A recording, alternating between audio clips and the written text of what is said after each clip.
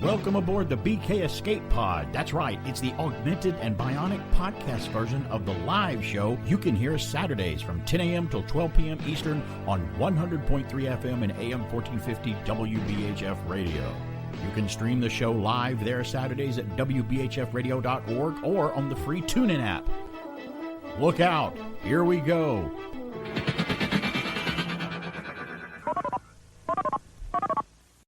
This is a rebroadcast of BK on the Air.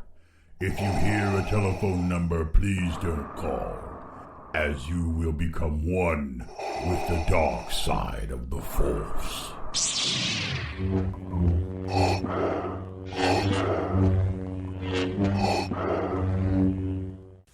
Somewhere at the studios of WBHF, Alan, BK, and Walt are preparing for Halloween.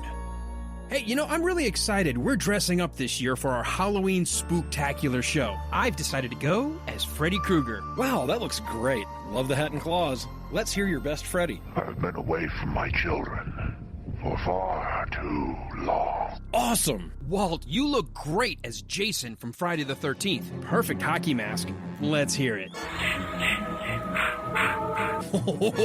Oh, now that is scary. Thanks, Freddy. Where's BK? Hey, BK, are you ready? Hey, here I am. Look at that. Michael Myers from Halloween. This is fantastic. We all look really scary. All right, BK. Let's hear a little Halloween Michael Myers. James T. Kirk, captain of the Enterprise. What the heck is that? That's William Shatner. Yeah, that's Shatner. What are you doing? What is that? Well, Michael Myers doesn't say anything, and they did use a Captain Kirk mask for him in the movies. I didn't know what else to do.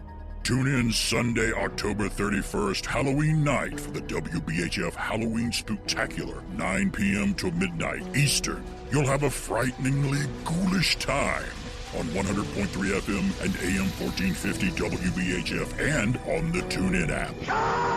All right already. I don't know what else to say, except Happy Halloween! Stand by to receive our transmission. Now, I can't believe that it's almost the Halloween weekend. I mean, I can believe it, but again, these things come so much quickly as we all become seasoned citizens and age and whatnot. Look at me, I'm talking to two guys right across me now that know exactly what I'm talking about. Because I don't know what he's talking about. I have no idea. I've forgotten what you're talking about. Stop Did you fooling. take your Adderall this morning?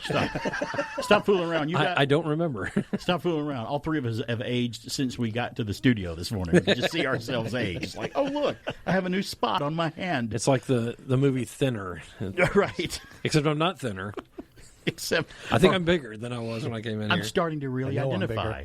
I'm starting to really identify with Julian Glover at the end of Indiana Jones in The Last Crusade when he drinks out of the wrong Grail cup. Yes. He ages like instantly. He's like, raw. I see that. I'm like, I'm doing that as we speak. So good reference that Sean will get. I don't know what you're talking about. By the way, Sean Murray. We have the Murray twins in the studio with us again today. Right.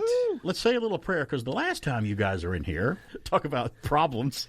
I blame him. Technical difficulties in the station, so I think we're hopefully going to be okay today. So now all we got is ghosts in the studio clicking away. It stopped there for a while, so I think maybe the exorcism I performed worked. I guess when I dropped my pants and flashed the corner equipment, it seemed to go away really Everybody quick. goes away. So, well, I did it before you guys were in here, so you guys didn't see that. Hey, it's BK on the Air here on AM 1450 and 100.3 FM WBHF. I'm glad that you're all joining us here today for Nostalgic Geekiness Talk Radio. I've got a whole, look at this stack. I mean, you can't see it on the radio because this is radio, but I got it in my hand. You hear it there? I hear it. I have a huge stack of stuff that I know that I'm never going to get to all of it, but if I ever miss anything and tease anything on the show, I like to say, hey, I'll put it up on my Facebook page and you can read it there, or on Twitter or on social media. So if I mention something and go, hey, I'm going to talk about so-and-so coming up today, and I don't get to it, go to the Facebook page and social media. I'll have it up there. That kind of covers, that's a CYA thing with me. I have a lot of CYA moments in my life. Me and you both, brother. So Walt is wearing his Grateful Dead tie-dye swirling makes me sick when I look at it. T-shirt is a great T-shirt. Is that because of the T-shirt, or is that me in general? No, it's just the swirly things early in the morning. I think I'm good. I had my cup of coffee and my piece of pie this morning, so I could get going. And Sean is here in here with us. I call you guys the Murray twins because that's your last name, and we're convinced that we don't need Ancestry.com to tell us that you're related. I still am convinced that I'm related to him. Pretty so. sure We have to be. Well, and I've said this before, I run a background check on myself every year because of what I do for a living. And Sean always comes up as a potential relative. I look at us. I mean, seriously. And again, I've told you before in the past, you run a background check on himself because maybe he did something he forgot. That he forgot about. Well, exactly. I've only started the last couple of years. I've gotten more and more Every once in a while, he forgets to take that Adderall. He's got to check. I blacked out for that one weekend. And I have no idea. I can't account for what I did. Well, it does come up with all this criminal stuff, but it's a different guy with my name. Wow, Yeah, that happens to look just like you. I'm like, man, I had a crazy weekend. It was Sean. That's who did it. He's your It doppelganger. was Sean. So yes, All I have to do is throw on a Grateful Dead T-shirt, and I can do whatever I want. That's right. And I just throw on an Indiana Jones hat. That's the it. same. Well, you guys are like, I can read you like a book, and we all know each other. We've known each other for a while, and that's saying a lot. Now, Sean, you're one of the biggest, if not the biggest, that I've ever personally met. There may be a bigger fan of him somewhere else in the world, but you're a really big Harrison Ford and Indiana Jones fan. You like Harrison Ford, but you're really a big fan of Indiana Jones, the character in the movies. That was the movie that kind of was at the right age. Yeah. 1981. Oh, so yeah. It was great. First movie you see when you realize, I'm going to be watching a lot of movies. Yeah, especially with this. That one movie does come out and does that for some people. For me, it was Star Wars that really hit me as a kid when I was 11 years old. I'm like, wow, I recognize movies now just not only as movies, but how they're made, and I'm interested in how they did that, and it's really cool. And I think I'll try to buy all the action figures. That'd be nice too. But currently, since you're here today, they're kind of, I don't know if you've seen them on the internet, but they're leaking out these photos from England of Indiana Jones being filmed, and they're examining everything he's wearing. They're like, now the Indiana Jones aficionados are like, well, this is the smaller, thinner fedora hat that he's wearing, not the one from Raiders, because they did change the hats. Every day I see those posts. They're using this shirt. And this one has the stripe that goes all the way down. This one doesn't. This is a different pouch than he used last time. He's different got his gas bag. So yeah. So it's a different bottle with his Geritol in it. It's not the same bottle as before. I actually watched a post where somebody was saying, what is that modern coffee cup that he's drinking out of, because they wanted to get it for cosplay. And I was like, wow. Okay, guys, we're taking it too far. Yeah, not to them, though. They never know where too far is. Wow. So, yeah, so they are in production of that. I've heard now that every Marvel, every Disney film, and including Indiana Jones, for some reason, I think this week, they all pushed their release dates up a little bit further. Everybody all of those were pushed up, which is fine. I don't mind that. I would imagine they're running into the same supply chain issues. Slows everything down. Did you notice another thing was released about Indiana Jones? Now, we don't know if this is true or not, but they're saying this movie might include time travel. I've actually seen that because people have actually been, those de-aging programs where they take an actor and they make him look like he was 20 years ago. Harrison Ford's wearing that thing on him, the little dots and stuff for that. So my guess is they're going to probably have some flashbacks, but I don't know. I don't know if it includes time travel. I think it's more flashback scenes. Yeah, that's what it's going to do. And but I've honestly been, just like any other movie that comes out, I really when I see the posts, I just skip right by them. Yeah, you have to. I'm trying not to ruin the movie for myself. I do the same thing. If you see the pictures, that's not as bad as reading the text that's along with it, so you can usually just get by that. The photos are like, oh, I've seen the photos, but keep going. I'm not a ruin movie type thing. I know that I come here and do a radio show, but I don't want to break any breaking story and ruin things for people. I'm not that kind of the guy to do that. I'm like, oh, I just found out something about Indiana Jones. It's 100% true, and it's a big spoiler. Well, I would never say it. I don't want to. Yeah. I want to be surprised. Tom too. Taylor was saying that on the Indiana Jones Minute Facebook page this week. He's like, I think somebody just spoiled the movie for me. Great. But we're all big Indiana Jones fans. I'm very optimistic about this latest one that we're working on, only because James Mangold is directing it, some new blood. He's a great director. There are some good actors in this one. Oh, yeah. I mean, it's got a really good cast. And he's a great director. He's great. He made some great movies. But it's Be Found There. We got a lot coming up on the show. When we come back, we'll hear from the Golden Rage of TV. That's Pat McCormick. Today, he's going to talk about, what's he going to talk about? Alan Melvin, character actor. Sam the Butcher, Sergeant Hacker on Gomer Pyle. He's been in everything. I love that guy. It's BK on the Air. We'll return after these announcements. Watch me get my husband, the plumber, to help with this clogged drain. Sink's clogged. I'll try the crystal drain opener. Wait, use my liquid plumber. Why? Well, clogs are mostly grease and hair, right? Right. Liquid plumber cuts through grease, dissolves hair 3 times faster. Faster. Yeah, because liquid plumber has 2 fast-acting ingredients. One for grease, one for hair. The crystal doesn't. See, liquid plumber works. My hero. Oh, gee. Hey, Sergeant, you want some of this new Cool Whip topping? Later, pile. I'm getting in shape in case our Cool Whip contest winner's a girl.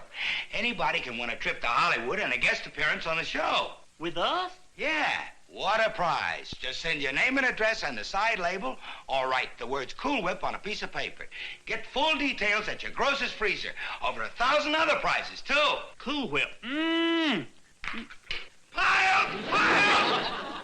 Shazam. Who would have thought that a knucklehead like Pyle would turn into such a cooking wizard? So what's the problem? Just tell Carter you want Pyle. He'll be happy to get rid of him. No, he won't. Carter won't ever give anything up as long as he knows somebody else wants it. He'll hold back just out of spite. Sure, let another guy make points with the colonel. No, I gotta play it cool. Yeah, I guess you're right. But how do you outfox a guy like Carter? There's 2 ways to handle a fella like that. 1, you gotta fight dirty. 2, you gotta fight downright filthy. I think I'll use them both.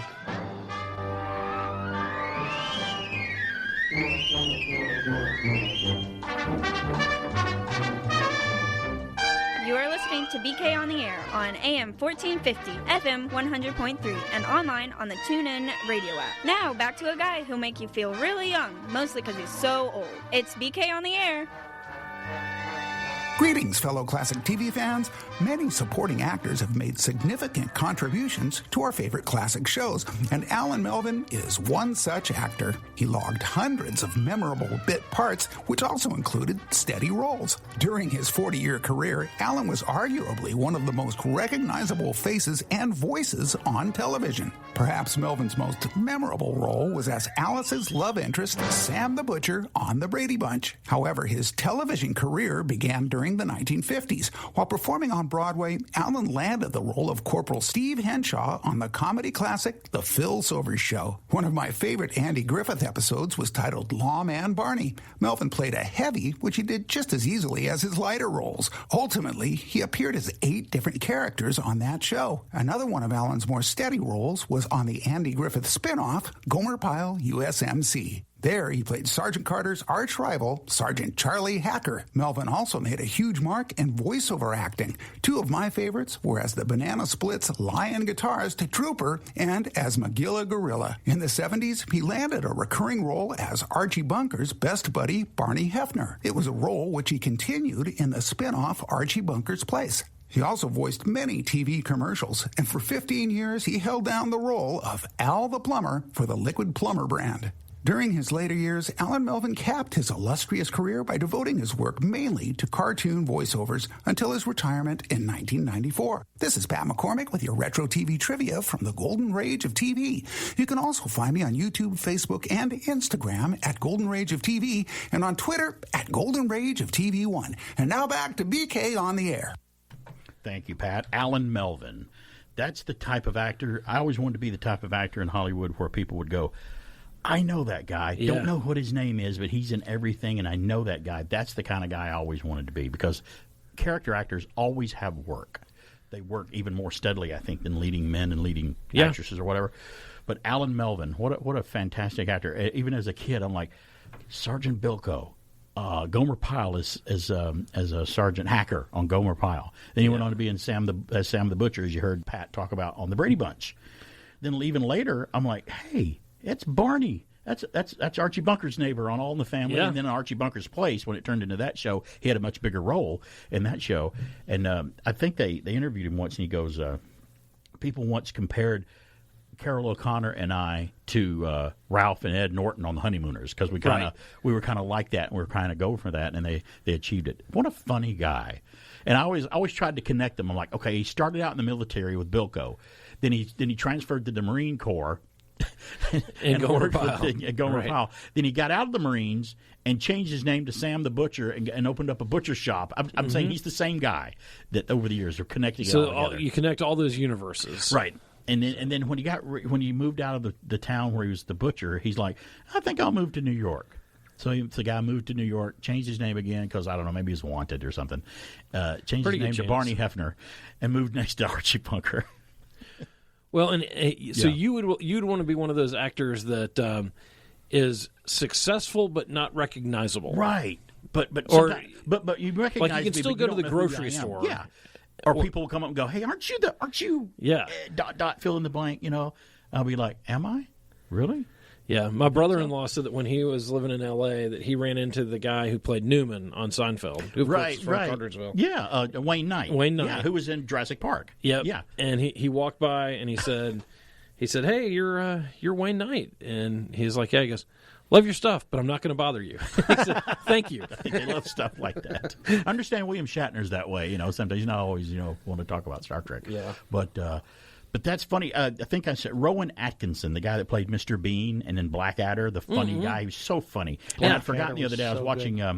We were watching the Bond movies leading up to No Time to Die, going to see it, and I'd started about a month and a half ago watching the Bond films, just to watch all of them, including Never Say Never Again. And I'm sitting there watching Never Say Never Again, and I saw it in the theater back in '83, and I'd totally forgotten that Rowan Atkinson is in it as his contact in the Bahamas. Right. He's like, Nigel Smallfawcett here at your service, Mr. Bond. And he's so goofy in it. I'm like, that guy is so funny. But he was telling a story once about a guy who came up to him and goes, you look just like that Mr. Bean guy. Yeah. And he goes, do I? And he's like, yeah. And he just went on with him and went on and went on. And when he finally said, well, I am him, he's like, no, you're not. Yeah. He didn't even believe him at that point. He's like, no, you just look like him. So you got to have that sense of anonymity, just to get away with that, which is great. Well, before we went to the break, we were kind of talking about Indiana Jones, and I've heard Harrison Ford he's probably one of the most low-key guys that you'll ever hear and meet, because I've always said, no offense to Harrison Ford, because I know I got a guy here in the studio that if I say anything wrong, I won't be here next week. I'll be missing. Right. Buried under the building somewhere. Yeah. But Harrison Ford seems to me, if he doesn't have a script, he's just one of the most boring guys to ever listen to, because he's just so... Because he just doesn't care. He's just a laid back. He's just a laid back family guy. He's a carpenter. Yeah, leave me be. And a pilot. Yeah. Even in his appearances back when The Force Awakens was about to come out, he'd appear on Jimmy Kimmel and some of those other shows, and they would ask questions, and he's like, yeah, I don't care. He's just that. He's still that guy. It goes all the way back. I remember when he was doing Letterman, when he was doing Blade Runner. Right. It was the most awkward interview ever because he just didn't want to engage. He's with a Letterman, it's always awkward. Yeah. I don't want to be here. Yeah. Or the time that he was at it was Kimmel or Fallon, where he's talking about Star Wars, and little do they know there's a guy in this guy, they have a Chewbacca in the audience. Oh yeah, and they go through the whole thing of Chewbacca, fooling around with his wife. But he did a great job too. You did. He was so angry. Why did you do that? She's my wife. At least he was able to do that, which is good. So, but I'm going to tell you, I'll share a little thing about since we're going to the bottom of the hour, we're still talking about Indiana Jones talk since Sean is in here. At one point, you had the biggest Indiana Jones collection that I'd ever seen from anybody. There's one guy that I've seen some pictures of in the last couple of years. His collection is clip line. Still have a lot of stuff which is great. Still got it all. One of the. Did you ever get the pinball machine? I had two of them. The Indiana Jones pinball machine. Cool. Yeah. That's one of the. That's actually, some pinball machines will come out and they're themed, and you're like, oh, I'm going to love this one. And you're like, oh, it's not that great. I know it's a Star Wars pinball machine, but I really don't like it. Loves. Indiana Jones was great. It really was good. And another one, which I thought was really good, is I went to a pinball and video game show at the Galleria not too long ago, down the old Galleria in Atlanta, and that's where I got my pinball they still game have those from, every year. I was walking through, and they had the brand new. Speaking of Halloween, they had the brand new Michael Myers Halloween pinball machine in there. Really, and it hadn't even. It was just so new that everybody was checking out, and it was phenomenal. It was really fun to play. Some of them are better than others. Price of pinball machine now. Try to buy one. Oh, they're crazy. Oh, it's really up there. Especially the older classic ones. But I loved pinball. Pinball was a fun game. Well, I was just in an arcade in Woodstock last week. The Blue Ghost finally opened. Oh, really? Yeah, and nice. So my daughter wanted to go for her birthday. So, wow, cool. Of course, I'm on all the pinball machines, and they've got some that were definitely, I probably played them at the machine shop in Marietta in 1982. Awesome. And, just great. But those are just a blast. Well, some friends of ours in Kennesaw, Portal Pinball, that's another one up in Kennesaw, which is a great place to go. You don't really put money in the machines now. You pay a when monthly you go in, fee and stuff. or you pay a daily fee to go in there for an hour or two. I love too, that. Which is You great. just go in there and you just play whenever you want. Play for free. $15 for the whole day. Could you imagine if we were kids, we would just never go home? Do that as an adult. What do you mean? They'd have to do like they did What when do you I say, was Sean? a kid. They'd kick me out. But fair point. Sean, being an Indiana Jones fan, which Indiana Jones film is your favorite one? Is it Raiders of the Lost Ark? Now, how does it stack up? Put them in order for me from you. Which one is your favorite in order? Raiders, Last Crusade, Temple of Doom. See, I've always been Raiders and the Temple of Doom for me. Not a lot of people like that one for some reason, but I loved Indiana Jones and the Temple of Doom. And the third one is good, but I think it's it's not the one that I like as much as the other. I'm a huge Sean Connery fan. Yeah, I am too. But it's like Return of the Jedi, different. Return of the Jedi, it's the third film out of them, and it's the one I like the least. But it's still good, though. So, yeah. Your favorite Raiders, too, Walt? Oh, yeah. Raiders Lost Ark. Yeah. My dad, when he sometimes would go to movies with me many years ago, I can only pick out 2 films my dad saw twice in the theater. My dad didn't go to the theater more than once to see a movie. He's like, I've seen it once. I've seen it. And he'd watch it on television or whatever if it came on. But my dad actually made me, I almost passed out one day. He goes, hey, let's go see that Raiders of the Lost Ark again. I'm like, what? Elizabeth, it's a big one. I'm coming to join you, honey. I was clutching my heart. I'm like, Dad, you want to go see a movie again? Yeah, I want to. That Raiders, man, that was a great film. Let's go see that again. So we went to see it twice, and I couldn't believe it. I've seen it more than twice, but my dad went to see that twice. And the other film my dad saw twice was another heart attack moment. I took my dad to see Aliens. The sequel to Alien by James Cameron. And, a week or two later, he goes, hey, let's see that Aliens again. I'm like, who are you? Yeah. I said, did you get replaced by one of the pod people from Invasion of the Body Snatchers? Because my dad doesn't go see movies twice in the theater. Two good movies to see. Two good movies that I have a lot of rewatches. And that was one of those times that I thought the sequel was better than the first one. Right. A lot of people agree with you on it. I think the Alien and Aliens are two such different films that I don't necessarily think that one's better than the other. But they're so different, because in the first one it's very brooding, quiet. And both of them are great. Alien. I I love both of them, and but I like the second one better. Their horror and terror are completely different. Yeah. Hey, imagine one of the aliens after you in a ship. That would be horrifying. But imagine dozens of them after you. That's the second one. That's a bad day. Even worse. So. And then we went back to one Alien in Alien 3, which we won't talk about, which I didn't really enjoy that much. If you've never seen the director's cut of Alien 3, see the director's cut. It's much better.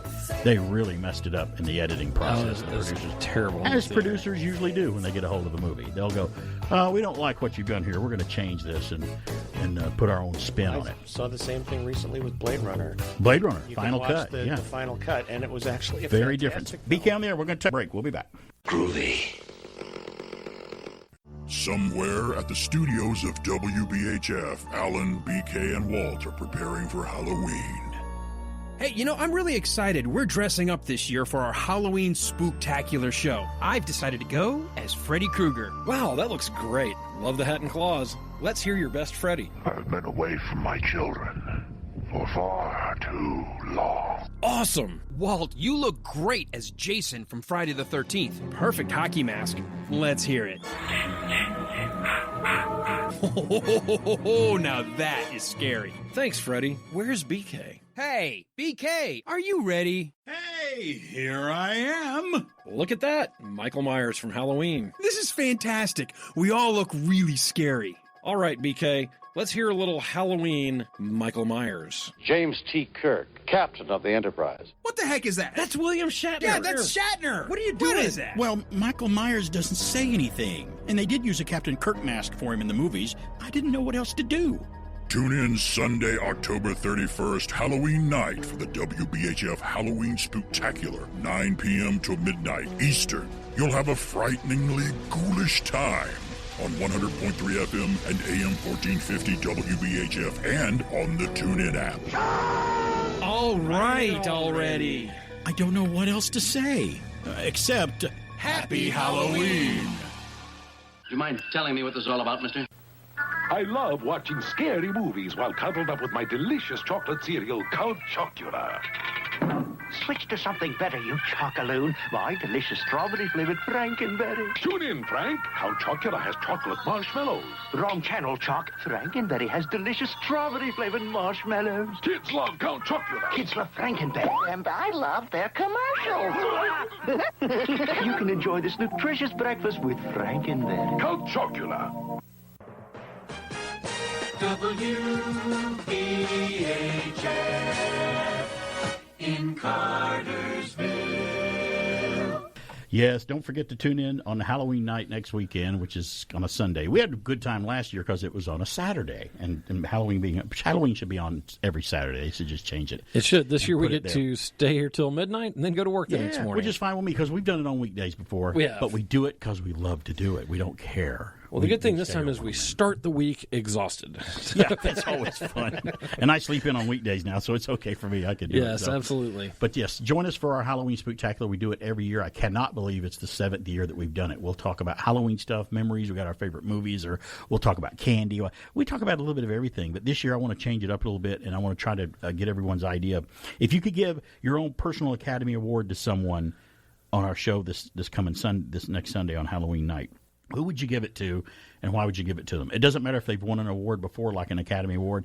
If it's a director, an actor, music composer, special effects person, anything, animal actor. If you could give your own special award to somebody in the entertainment business for a Halloween type award in that genre, who would you give it to, and why would they get it from you? Is what we want to do. So that's just one of the different ones I'm going to throw out there, along with all the other stuff that we like to talk about here on all our the Halloween show. Stuff. Yeah, so I'll introduce some Halloween stuff as we go along today because it is the weekend before Halloween, but it's time we flash the audience of the news, the weird, the strange, and the bizarre and crazy, and it's true because I looked it up on the internet. So, well, I have the first soon. Love your dramatic pause on that.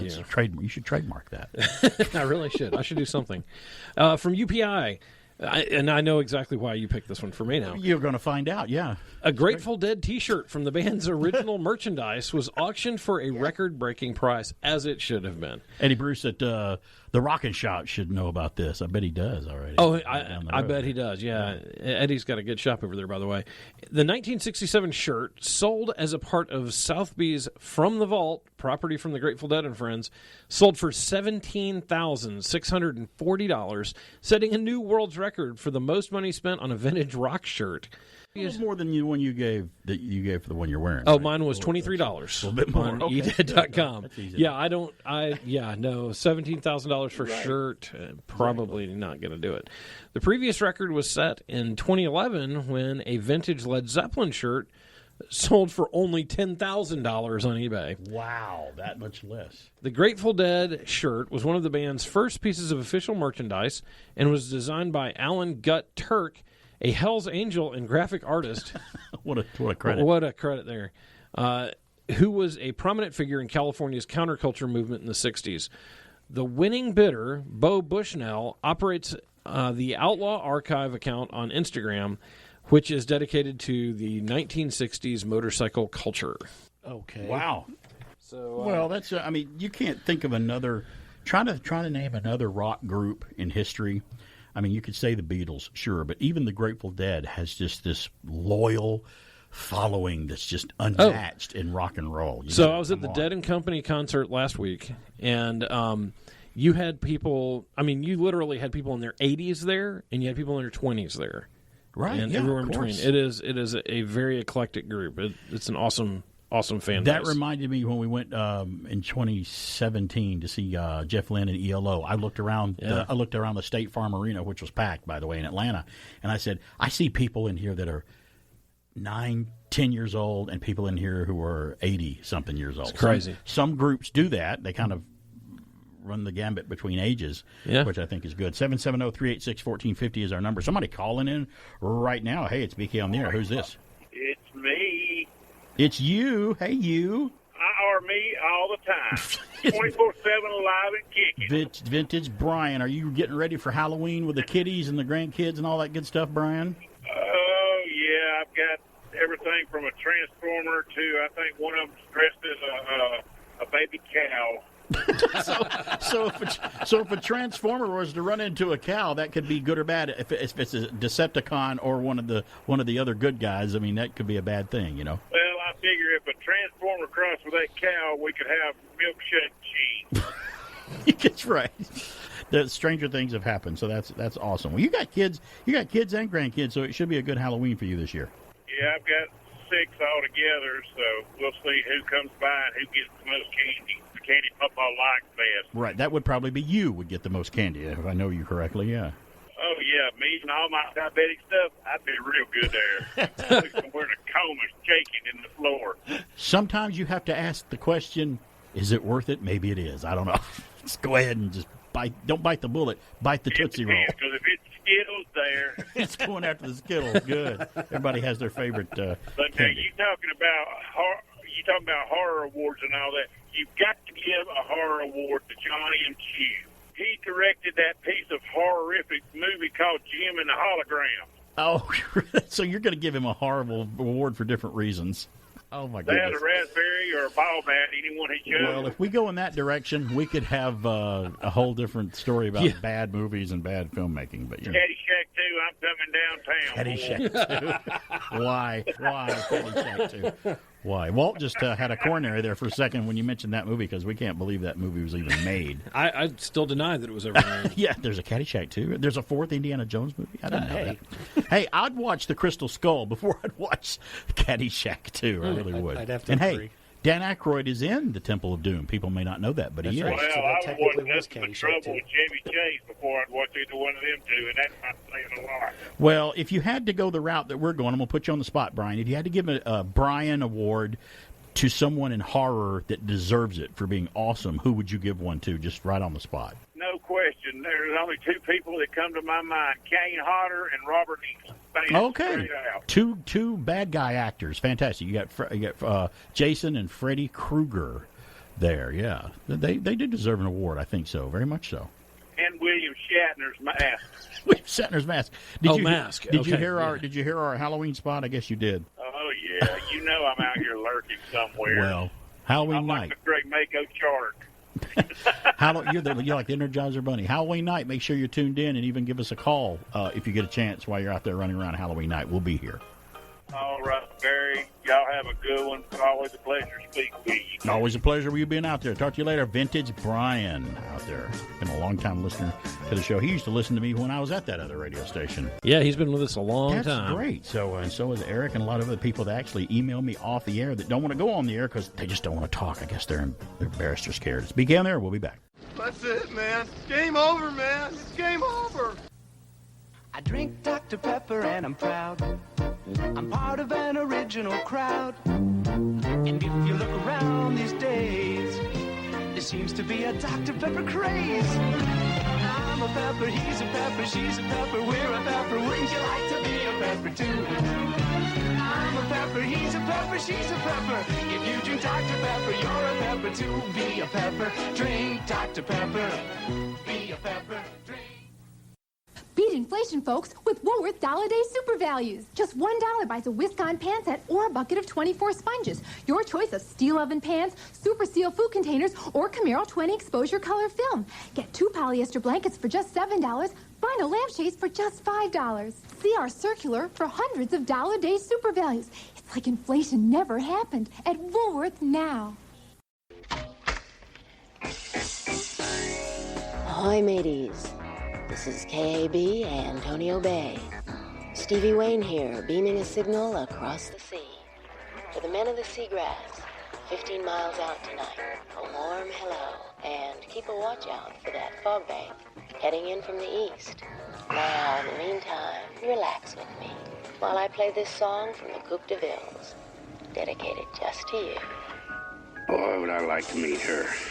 I saw her at a grocery store one day. Yeah? You would like to meet her. She's crazy. There's no fog bank out there. What do you know about her? She owns that lighthouse. I know that. Her son plays Little League with my kid brother. She's a mother? I thought you were happily married. Not that happy. No fog bank out there.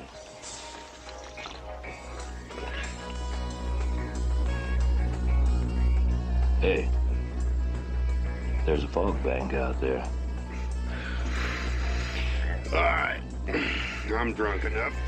Let's go back.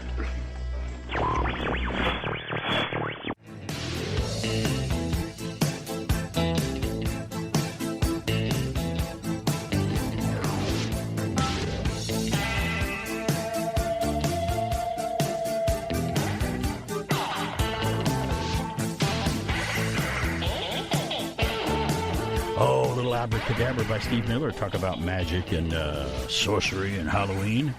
I like Abracadabra. I'd like to reach out and grab you. Why are you looking at me? He's staring right at you. You're behind the glass. You're safe. It's okay.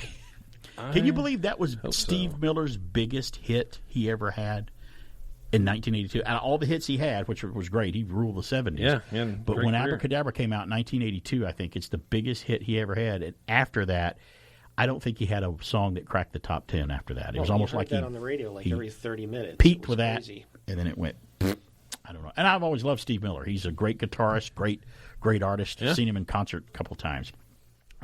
Let's continue the classy audience of the news, the weird, the strange, and the bizarre. I've got the next one from UPI, the Israeli Antiquities and Authority. Antiquities, Israeli. Indiana Jones could have done something for them at one point. Belongs in a museum.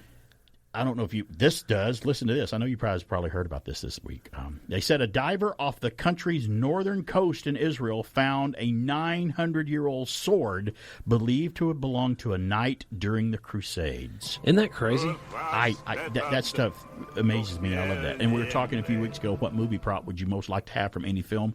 And the one to me that always comes to mind is the sword from Excalibur. I would love to have that. That'd be amazing. I'd love to have. The authorities said Shlomi Katzin of Atlet was diving off of Carmel Beach when he spotted a barnacle, might have been barricade too, barnacle-encrusted sword on the seabed.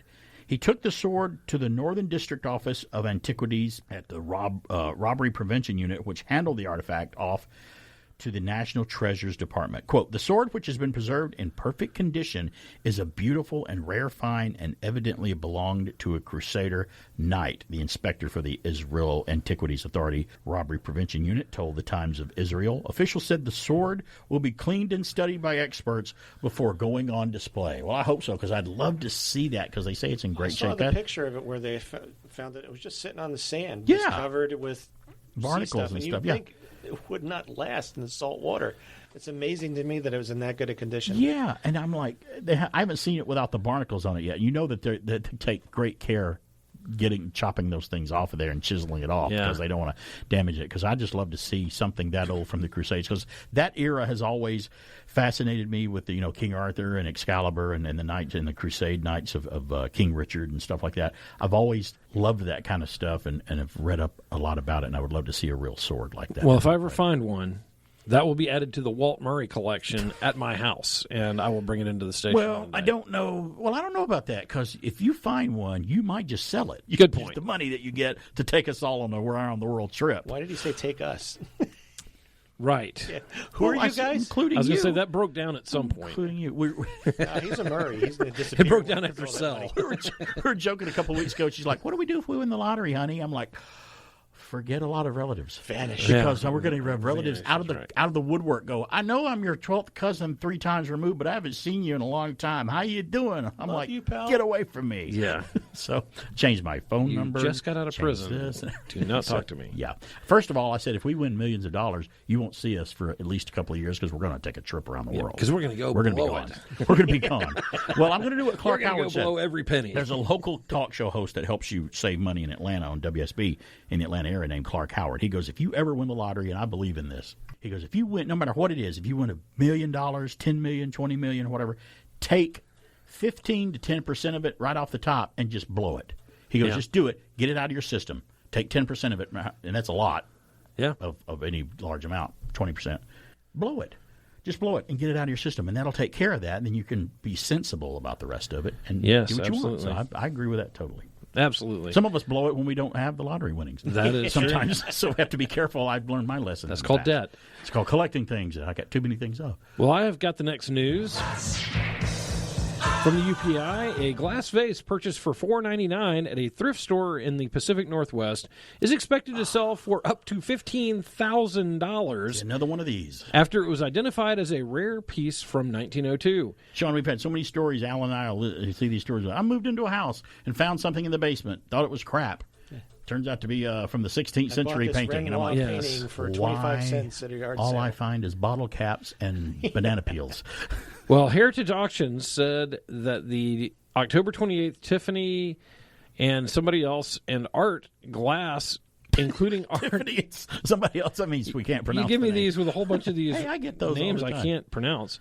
But that auction will feature a rare Lutz Argus glass vase designed by Austrian Kokomo Moser. That's a cool a participant in the Vienna secession art movement. The vase is expected to fetch between $10,000 and $15,000 when it goes up for auction. That is crazy. You will not hear that name on a newscast. I'm a Kokomo Ozer with tonight's news. Clark Kent sounds much better. Kokomozer. You read it okay. You just can't say it. I without cannot the say paper. it. I got the next news. Hey, it's Halloween. A Halloween kind of story here from UPI. A Wisconsin farmer grew a pumpkin believed to be the heaviest grown in the country this year, but it was disqualified for a reason. By the way, you want to take a stab, guys? How many pounds this thing was, this pumpkin? Sean, you first? 800 pounds. 800 pounds. 801. 801. Oh, His price is right. Ding, ding, ding, ding. No, you're not right on the money. So, no, 2,520 pound pumpkin. 801 wins. Yeah, 801 would win. Yeah, and I hated that. That's some pie. On The Price is Right, I never agreed with that. If I could sneak this in, because I think trying to guess the price without going over, I think is wrong. I think whoever's closest to it, period, should win. If it's 2,000 and you guess 2,001, you're still closer than anybody else, right? Even though you've gone over. So that's just me. It was disqualified though. They disqualified this pumpkin from the thing. You know why? Steroids. No. Could be. There is juicing. It's due to a crack. Of course it's going to crack. Terrible. It's 2,000 pounds. Mike Schmidt of Marxian said he had been growing giant pumpkins for years, but this year marked the first time one of his gourds surpassed 2,500 pounds. His 2,520-pound pumpkin is believed to be the largest grown in the United States this year, but it was disqualified from competition due to a fingernail-sized crack in the vegetable's exterior. That blows. The grower said the crack is believed to be a result of internal pressure from the pumpkin's large size and the awkward way it was growing. The pumpkin could have earned Schmidt $22,680 prize from the 2021 Safeway World Champion Pumpkin Way Off in California. I didn't know there was such thing. That's awesome. They offer a $9 per pound prize to the winner. That's where that total would have come from. That's an example of where being really big and fat, or having a lot of girth. How do you really even pay off. transport that? I have no idea. Schmidt said he is now looking forward to the future and will hopefully say no to crack. So there we go. I kind of added that at the end of there, so that wasn't in the original story. So yeah. Well, I have the last news. If there's a reason to say no to crack, that would be it. Well, I can tell this is going to be crazy. It comes from Louisiana. Oh, great. A man in Shreveport, Louisiana, in fact, didn't win last night's Powerball jackpot, but he may have won the internet with his dreams of how he'd spend his winnings. No. Yeah. The man, identified only as James, was being interviewed by Corey Johnson of KSLA-TV. I saw this. A CBS affiliate in Shreveport, where he frankly admitted what he'd do if he won the $700 million prize. Well, I'm definitely going to get a new supercharged Mustang with dual exhausts and about 5 kilos of cocaine. And I'll be good to go, James said. Of course you will. That was not the answer Johnson or anyone expected, but the reporter handled things pretty deftly like a pro, changing the subject. Oh, so you like cars, she said. It's a little different than what we would do if we won the lottery. So, yeah, definitely. That's the last thing I think of to do is that. So now, that is a good car. That's a great car. That's not a bad car. But again, that's not a car that I would go for if I won the lottery. I mean, if he was going to do that, he should get a DeLorean, right? Yeah, absolutely. At least one that can time travel. I mean, come on. He's got a lot of money. Might as well get that one. You got to love people, don't you? You guys were talking on the Wilder Ride podcast that you guys, you and Alan do, where you talk about Gene Wilder movies and interview people here on the last couple of years you've been doing it. You guys were talking to Tom Chenal of the yes, here in Carterville, and he's officiating the new. He's got a position over at the Savoy Auto Museum, which they're opening absolutely here. It's going to be a big. I can't wait for it to open because I want to go check it out. I can't wait. Antique and interesting and special automobiles that are going to be in there. And you guys are talking to him, and you were asking, what would your dream vehicle, if you could have any vehicle in the world, what would you want it to be if you could just buy any car? And which is interesting to hear the answers, because I think when I was listening, see, Alan went the route of just fantastic, over the top. What was it? Was his like an Aston Martin or something? Yeah, like something that? like that. Yeah. And yours was like you said something kind of reasonable and down to earth, but it was still a really good something that you said. What would you? Yeah, I was disappointed, Alan, with my choices. Yeah, do you remember what yours was? I would actually buy the brand new Ford Ranger. Yeah, which is loaded, obviously. With stuff. Top of the line. Tom Chenal was very down to earth to his answer too. I think he said something like an antique Ford truck or something like that, an old antique that was in perfect shape or something. That's me. I would get something like, people say, you get any vehicle you want. I'm like, what do I want? I don't know, just a big all-wheel drive Toyota 4Runner, something big that I can drive and take it across country or whatever. Absolutely. That's what I would do. I wouldn't go for I know I could get the new Jaguar that was in Spectre, or the new Aston Martin, or the new Lamborghini, or whatever. I just don't really have any interest in having one. There are some kinks they need to work out, but I like the Bronco. Somebody's pulling in here with a Mustang. I like the Mustang. So, what would you take, Sean? Is it the Phantom 2 that the Sultan and Indiana Jones would want? Yeah, and I even love the color. Is that what you would want? I don't know. If you could get whatever you want. What would you get? Car. I'd actually just pick a new, nice pickup truck or something. Yeah, see, I mean, if I had my choice, I'd get like a '69 Camaro, but it had to be my choice. So it was to be an antique. Yeah. Something in the side of my head says, I don't know, 77 Trans Am from Smokey and the Bandit would be fun just to fly around in or something like that. Or if it's anything in the world, even a fantastic car, give me the 66 model Batmobile from Batman, the old 60s model, which was great. Yeah, which was actually an old Ford Futura a car that they built around it. It was a futuristic car that Ford was going to build called the Futura, and they never released it to the public, but it was a concept car, and the Batmobile was built around that chassis. I thought it was great. Speaking on there, we'll have more Halloween stuff and more facts and more fun when we come back. And now, these messages. I'd like to talk to you about good things to eat, like Swiss cheese on a crisp Ritz cracker, or a chunk of ham on a crisp Ritz cracker. Peanut butter and jelly on a crisp Ritz cracker. Everything tastes great when it sits on a Ritz. You hungry? Then have some onion dip on a crisp Ritz cracker. Good cracker. Good cracker. From Nabisco. Good cracker. Good cracker. There's a secret. Where's the secret? The secret's at your fingertips. It's Arthur Treacher's Fish and Chips. How do we make the meal you can't make at home? What makes our fish fillets so crunchy? Are chips like French fries outside and baked inside? We'll never tell. There's a secret here tonight. Real good secret here tonight. Clap your hands and smack your lips for Arthur Treacher's original fish and chips. Then there is what could only be a bizarre coincidence or something else. Stand by to receive our transmission.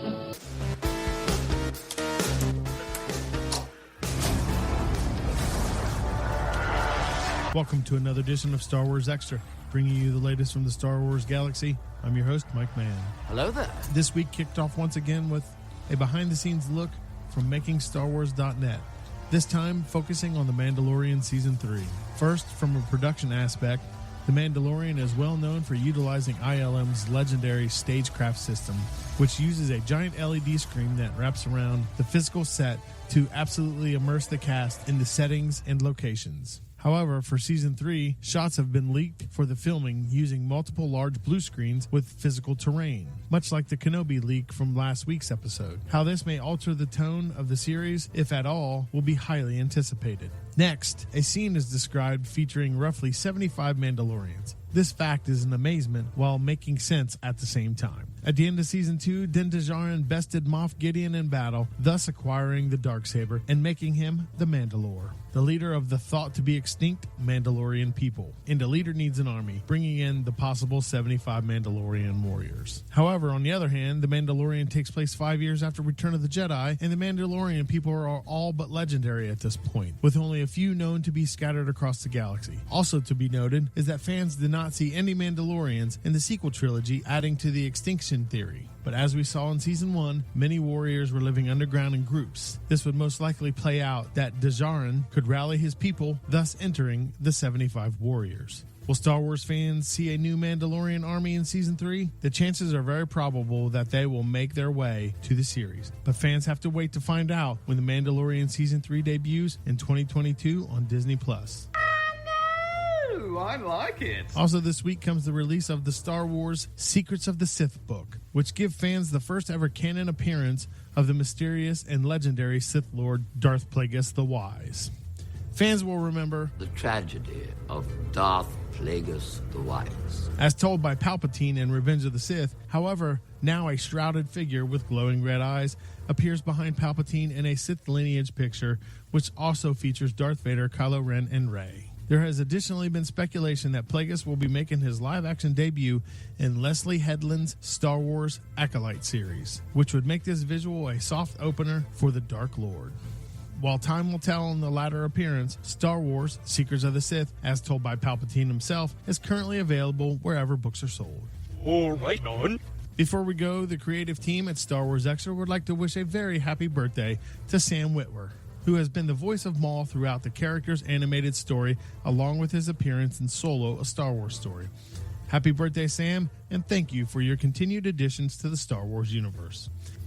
That's all the time we have. This episode was written by Droidlag Media exclusively for Star Wars Extra. Be sure to tune back in next week for all the latest and greatest in Star Warsing. For Star Wars Extra, I'm Mike Mann. And now, back to BK on the air.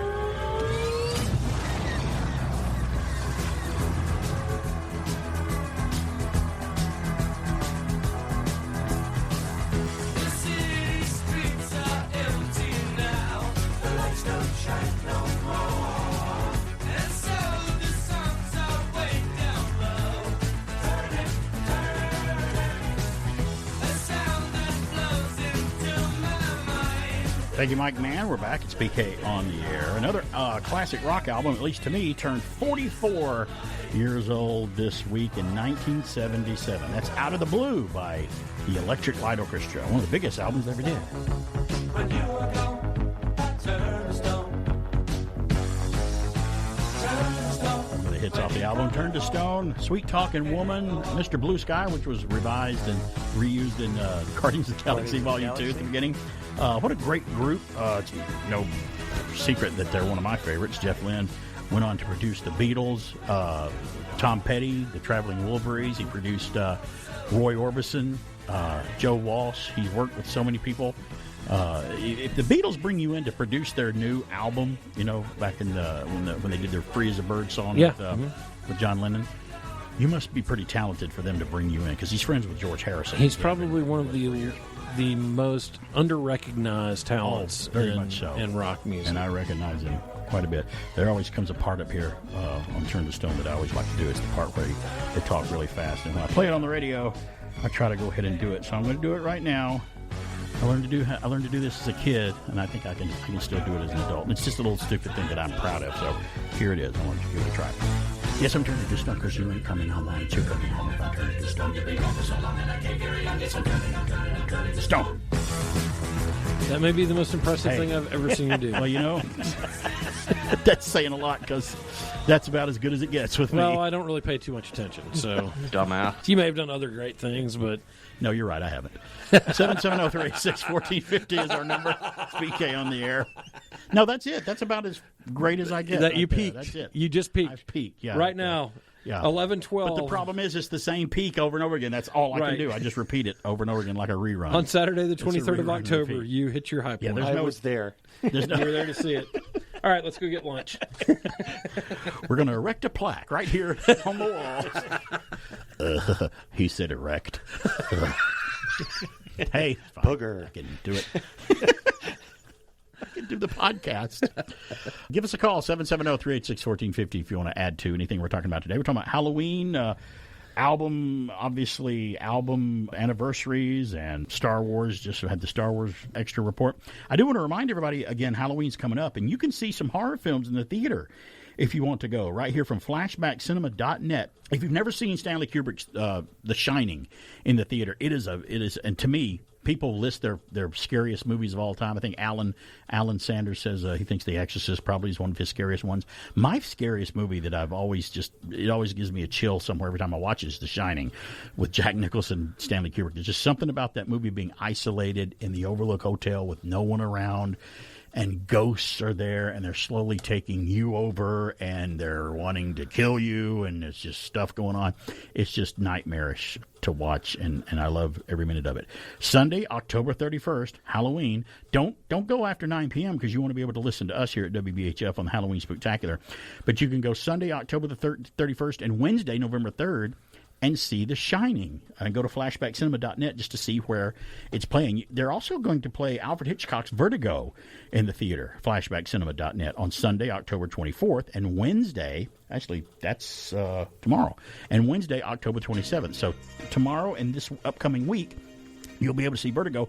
And also in theaters, thanks to FathomEvents.com, our friends at Fathom Events. In theaters, October the 30th, you can see a double feature of the original Invisible Man and the Wolf Man from Universal. Oh, wow. Celebrating 90 years of the classic monsters with a special double feature of the original Invisible Man and the Wolf Man. Plus, fans will get an exclusive tour of the Universal Studios lot as they watch it on the big screen, which is great. If you've never been to Universal Studios, I'm a bigger Universal fan than I am Disney. I know my wife wants to kill me for saying that, but I really am. I'm a big Universal fan. So that's not all she wants to kill you for. Yes, a lot more. I will wind up dead one day. And you know it. You're an investigator, so I want you to check it out when it happens.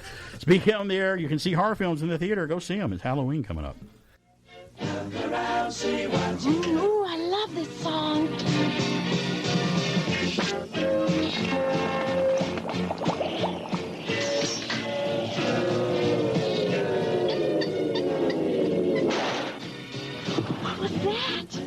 It's Out of the Blue, the ELO album. Electric Light Orchestra on Jet Records and Tapes. Distributed by CBS Records. Throughout history, he has filled the hearts of men with terror and the hearts of women with desire. Dracula, starring Frank Langella with Laurence Olivier. Dracula, from Universal, rated R, under 17, not admitted without parent.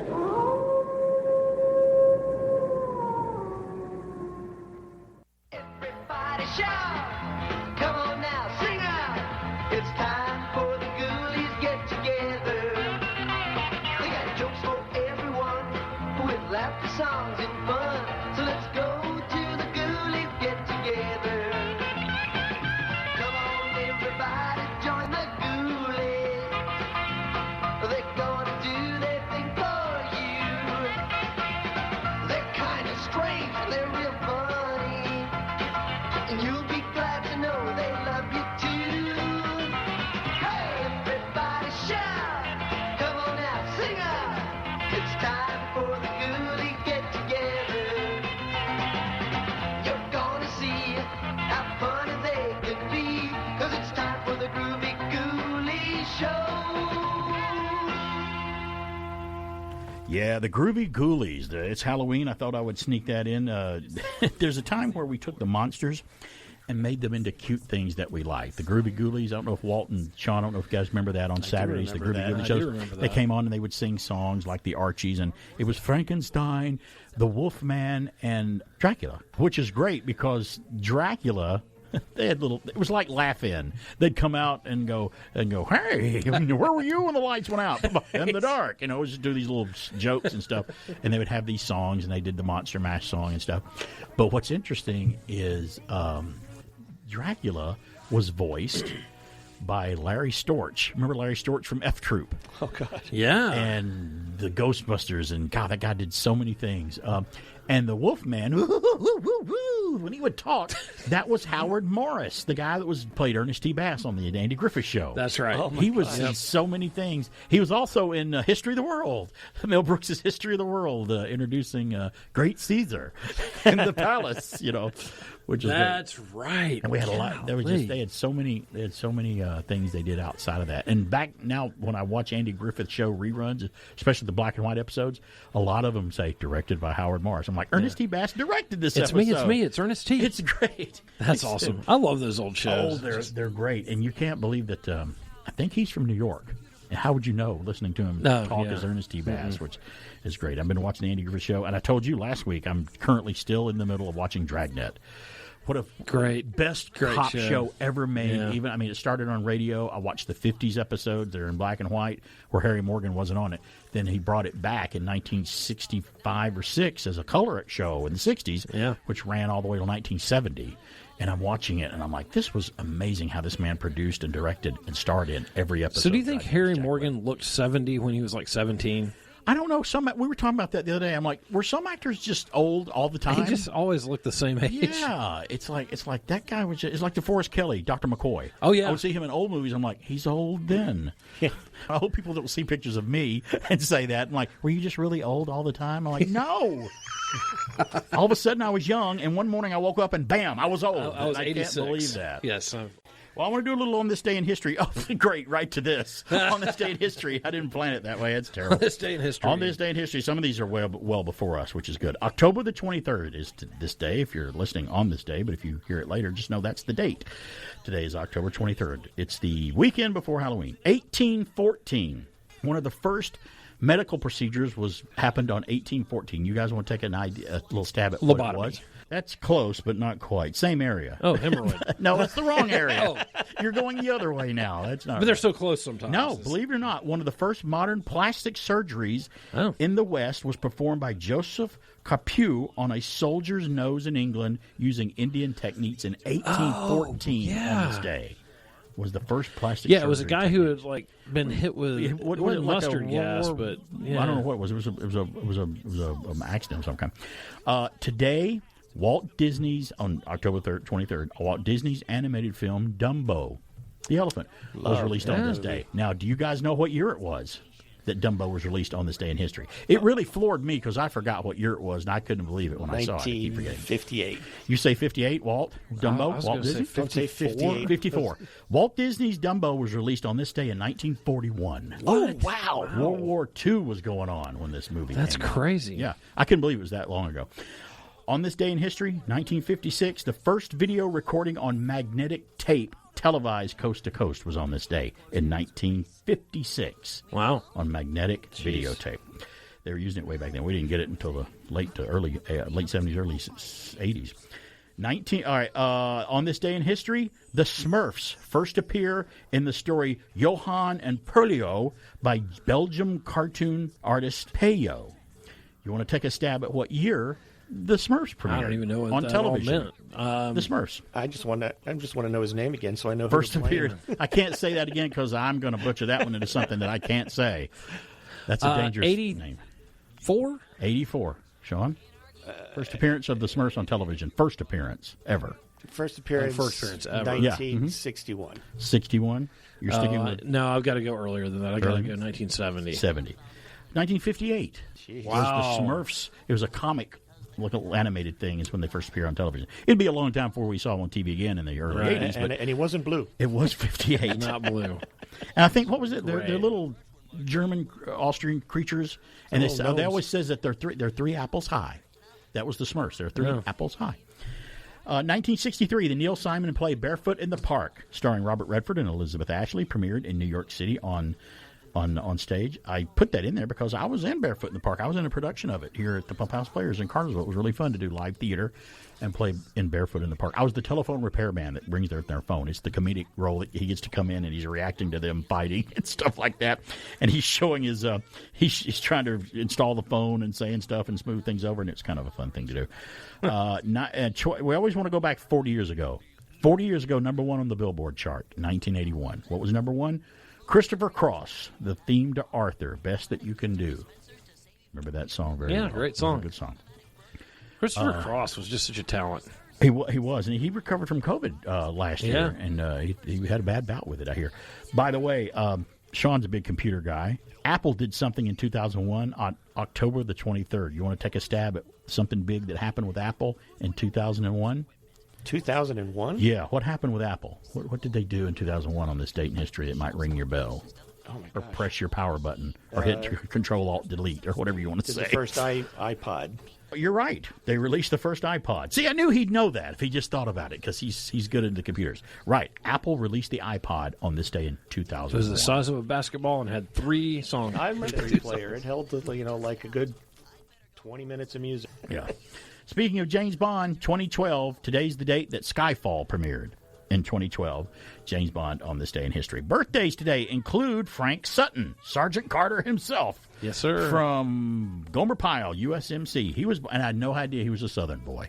He was born in Clarksville, Tennessee. And listening to him talk, you would never tell he was from Tennessee listening to his the way he spoke. And he died way too early, 1974. Yeah, he had he was a doing heart attack or He something. was doing a stage play or something at a dinner theater thing, and died before or after the performance of one of the things that he was supposed to do.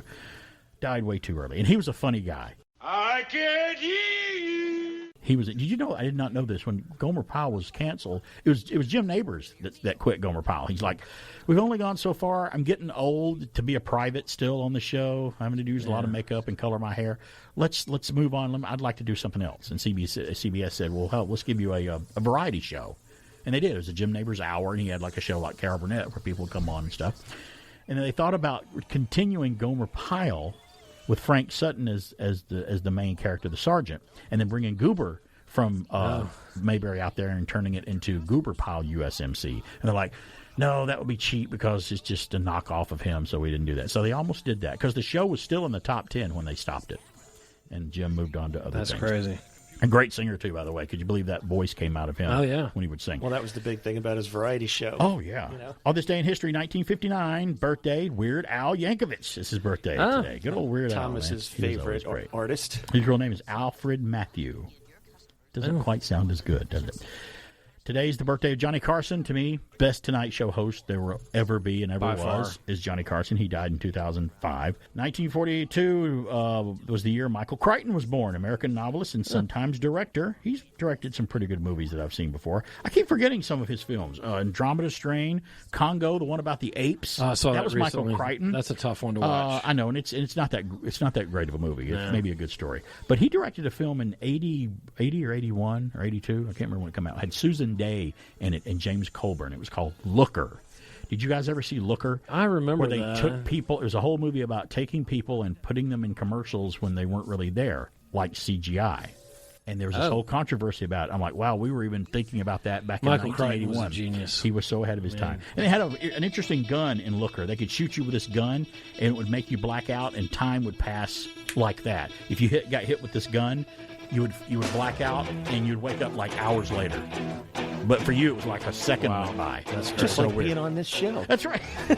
Exactly. Great. I didn't flash the time. I'll flash the thing that you use in Men in Black at you guys before you leave. Spare you that, or you'll forget about it. Today's Ryan Reynolds' birthday. Deadpool. Oh, yeah. Today is also Emilia Clarke's birthday from Game of Thrones and Solo. Love Emilia Clarke, great actress. And William Hootkins, American actor, died on this day at 57. He was in Star Wars, Flash Gordon, Raiders of the Lost Ark, top men. Superman 4 and Batman. He was in a lot of movies. What a character actor. I want it. You probably think I'm beautiful, Dr. Roberts, but I'm not. I want it. My nose is 0.2 millimeters too narrow, and my cheekbones are 0.4 millimeters too high.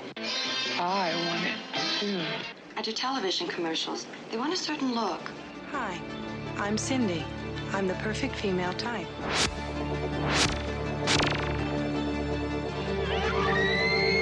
Hi, I'm Cindy. I'm the perfect female type. You don't know what's going on. This is more than commercials. They're killing all the girls that are perfect. I did surgery on several girls a few months back. There have been some suicides. What have you got me mixed up in? I have a right to know if somebody's trying to kill me.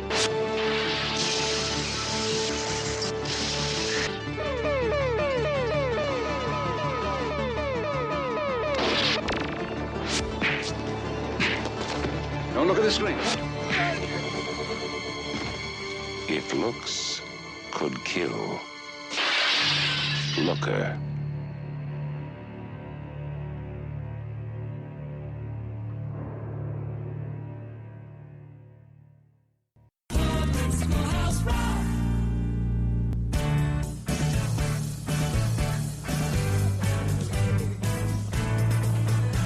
When Christopher walked into class, there was no place to sit his ass.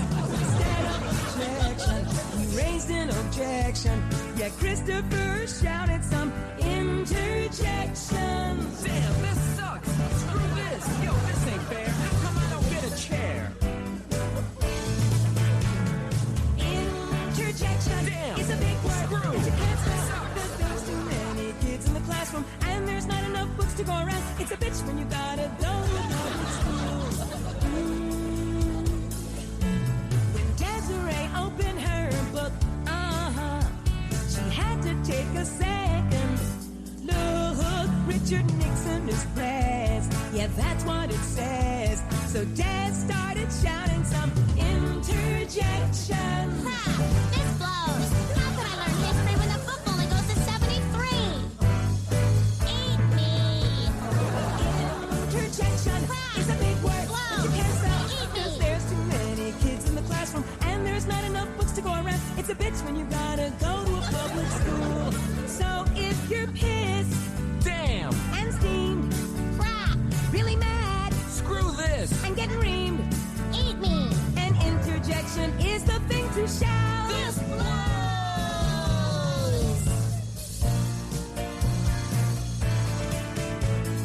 Interjection is a big word that you can't spell, that you can't spell, that you can't spell, that you can't spell. Damn, ain't it a bitch?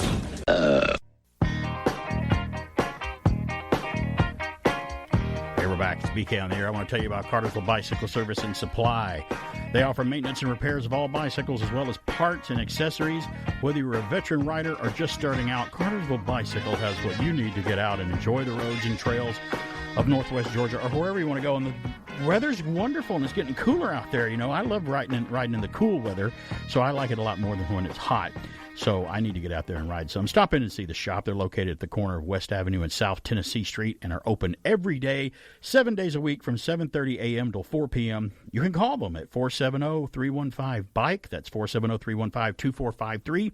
Or just search Cartersville Bicycle on Facebook. Cartersville Bicycle, enjoy the ride. And hey, guys, if you're listening over there, hope you guys are having a good day over at Cartersville Bicycle Service and Supply. I got two more things on this day in history. Well, not two more things on this day in history, but two more things I want to cover. Whoa, what was that? Walt Murray earthquake leaving the studio. Today is National Boston Cream Pie Day. We could celebrate that really easy, couldn't we? Yeah, I love that. Especially if we're on Gilligan's Island. Well, it's more like Marianne cream pie, coconut cream pie. And today is National TV Talk Show Host Day, and it coincides with Johnny Carson's birthday every year. So there you go. We said it was Johnny Carson's birthday, so it should be National Talk Show Birthday today. It is Halloween's coming up. It's next weekend. We're going to have our Halloween Spooktacular show. I'm going to flash back to another great horror film. More than 100 years ago, in a mountain village in Switzerland, lived a man whose strange experiments with the dead have since become a legend. A legend that is still told with horror the world over.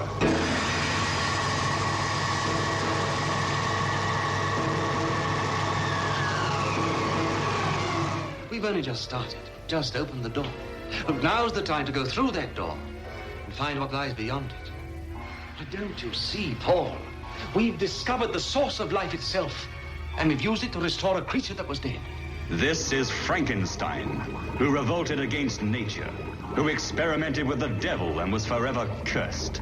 His unwilling collaborator was Paul Kremp.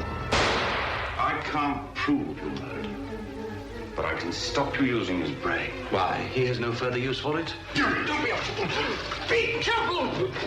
You damn it! Only 2 women ever entered this house of evil. Elizabeth, come back! Elizabeth, the lovely cousin who had promised to marry him, and Justine the maid, who kept passionate and secret rendezvous with her master. Won't you understand you're in real danger? What Victor is doing is dangerous to everyone in the house. Now, you cannot possibly conceive what dreadful thing he's planning to do. What are you trying to tell me, Paul? That Victor's wicked? Insane? Wicked, insane, evil. Call Frankenstein what you will. A demon had made a man-made monster, and now the monster was the master. Paul, what are you going to do? For your sake and to protect Elizabeth, I've so far kept silent. But now I shall go to the authorities and have them destroy that creature. And see that you pay for these atrocities. No!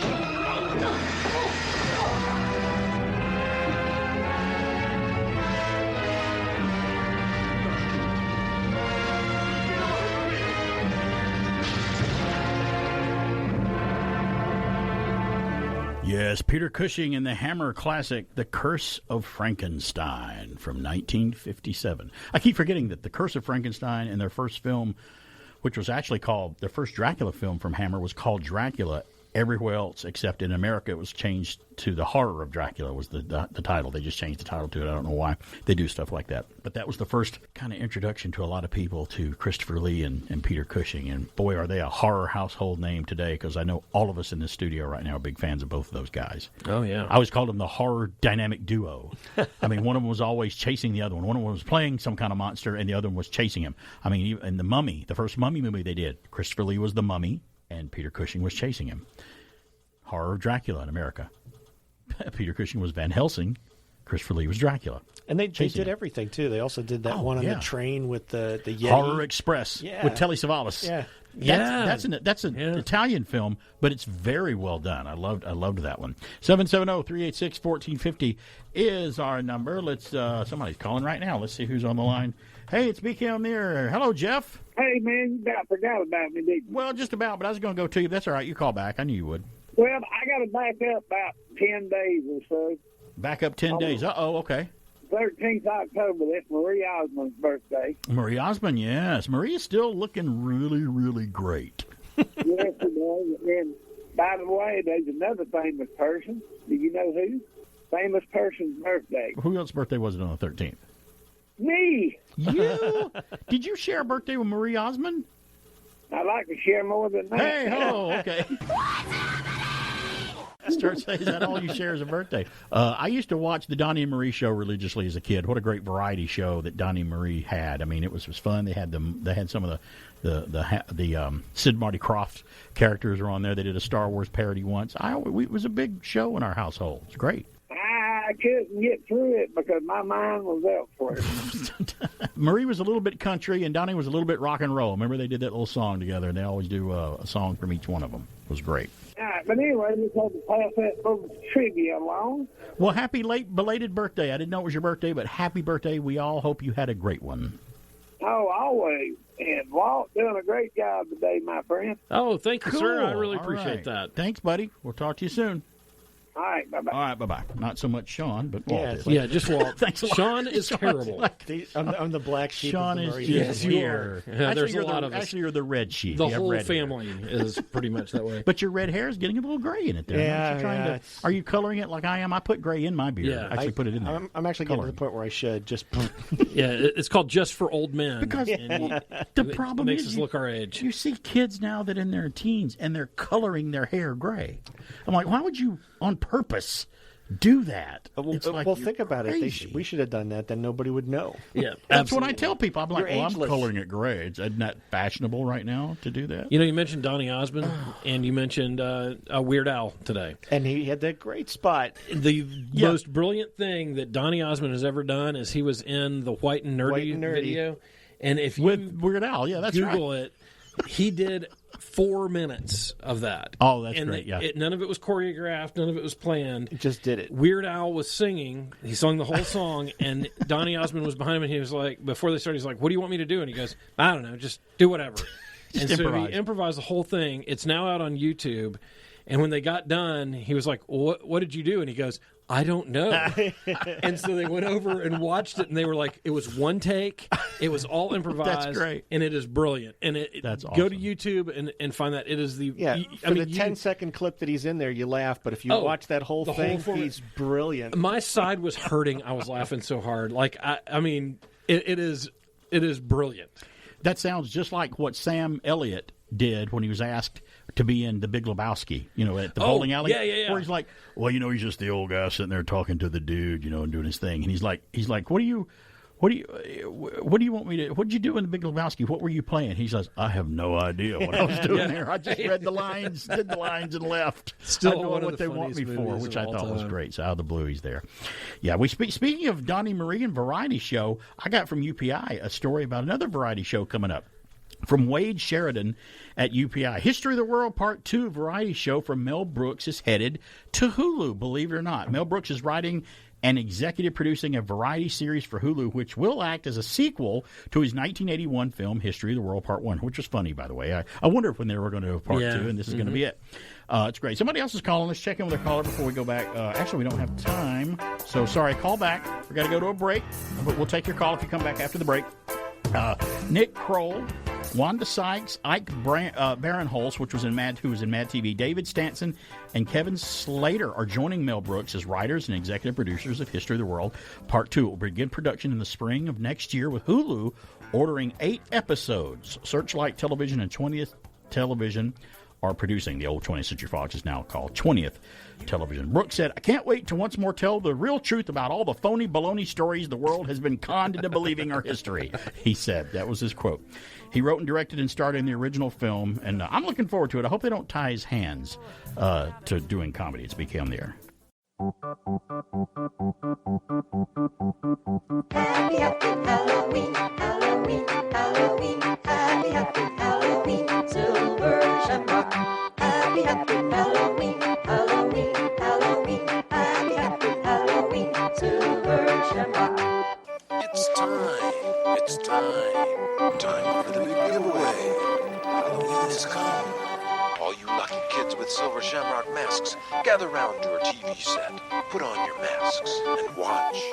All witches, all skeletons, all jack-o'-lanterns, gather round and watch. Watch the magic pumpkin. Watch.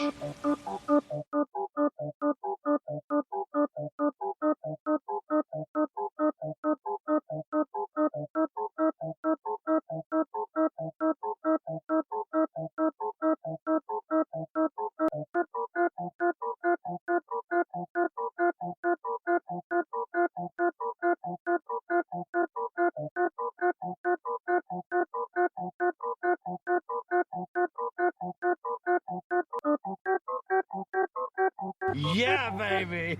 Yeah.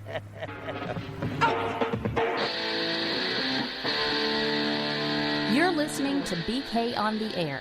This is Mrs. BK, and I'm not listening now because, well, I sleep in every Saturday morning. But I'll catch him later on the BK Escape Pod podcast. Now, back to that man of mine, BK on the Air. Mwah.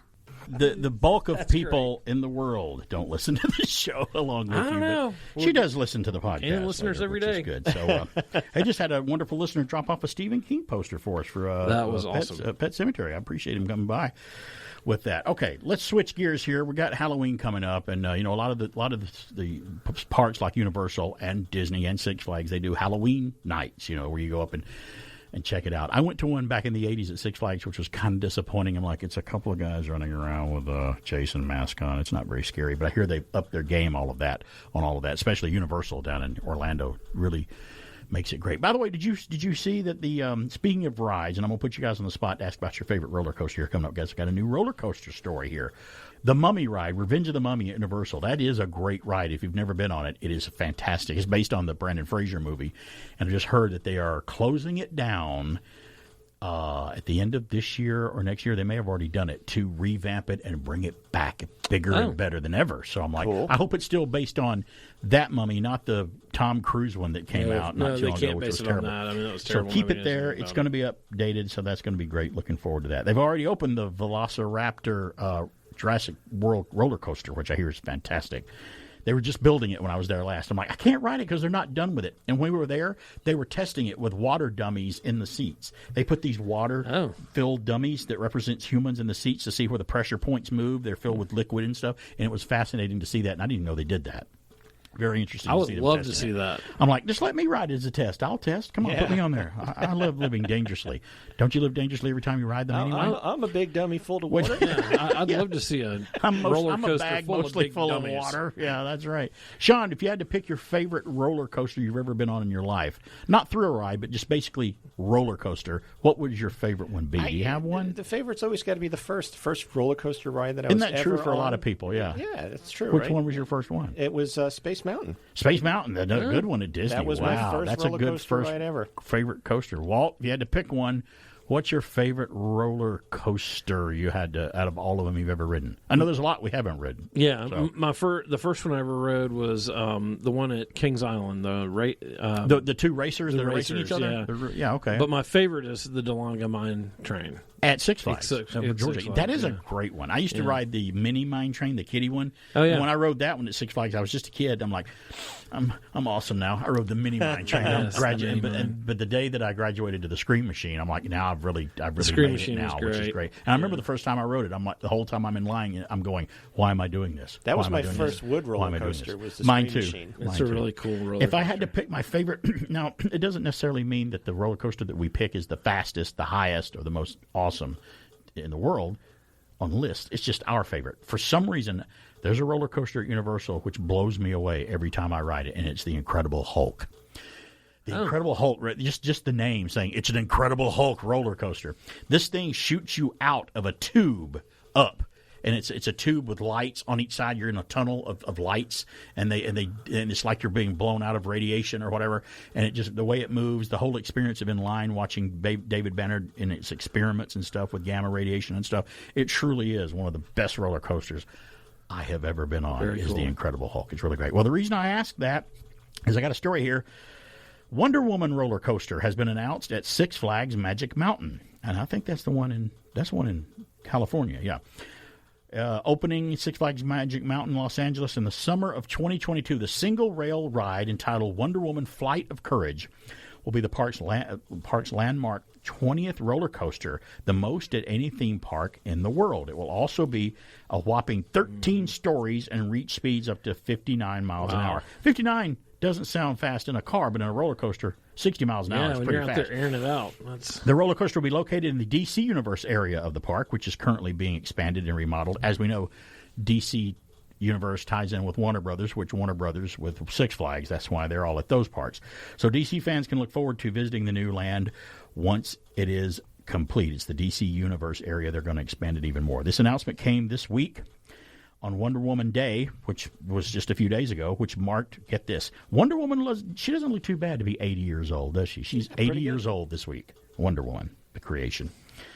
This is not the first Wonder Woman-themed attraction that Six Flags has introduced. Six Flags Fiesta Texas is home to Wonder Woman Golden Lasso, which opened in May of 2018. And 3 different versions of the attraction, Wonder Woman Lasso of Truth, appear across Six Flags America in Maryland, Six Flags Great Adventure in New Jersey, and Six Flags Discovery Kingdom near San Francisco. The sheer magnitude of this new attraction distinguishes it from the rest of its predecessors and promises to be an exciting and new addition to the DC Universe representation in theme parks. We don't have a Wonder Woman ride at the one here in Georgia yet, but we do have Superman, the ultimate adventure ride there, and the Batman one. ride, and which is always fun. I love the Superman roller coaster because it actually puts you in it and puts you down in a position where you're in a flight position of Superman. You're like hanging from it, and you're like Superman for real, which is fun.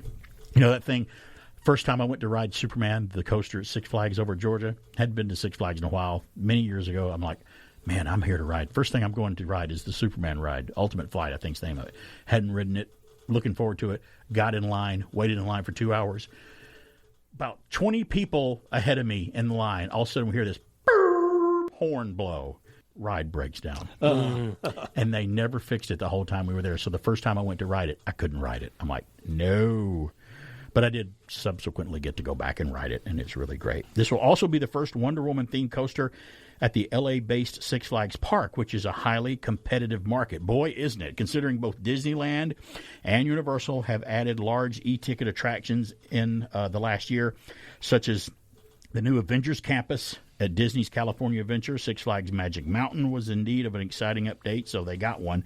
Wonder Woman Flight of Courage will be made by Rocky Mountain Construction, who created Wonder Woman Golden Lasso and many other well-known coasters across the country, such as the Jersey Devil Coaster in Six Flags Great Adventure. I think we're due for a new ride or coaster at Six Flags over Georgia. I think we're due for a new one. You know, I haven't been to Six Flags since they put in Goliath, the roller coaster, and I've never ridden Goliath. So I need to get back and ride that one. I hear that one's pretty fun. Yeah, I've heard that one. I haven't been to Six Flags in a long, long time. It is creeping up on Halloween. Have you guys got to do anything? We went to a corn maze last weekend at, was it Caitlin Farms, I think is the name of it, in Rockmart, Georgia. We wanted to find a real one. I'm like, some people advertise, come and go through our corn maze. I'm like, it's stacks of hay, and you can see over it.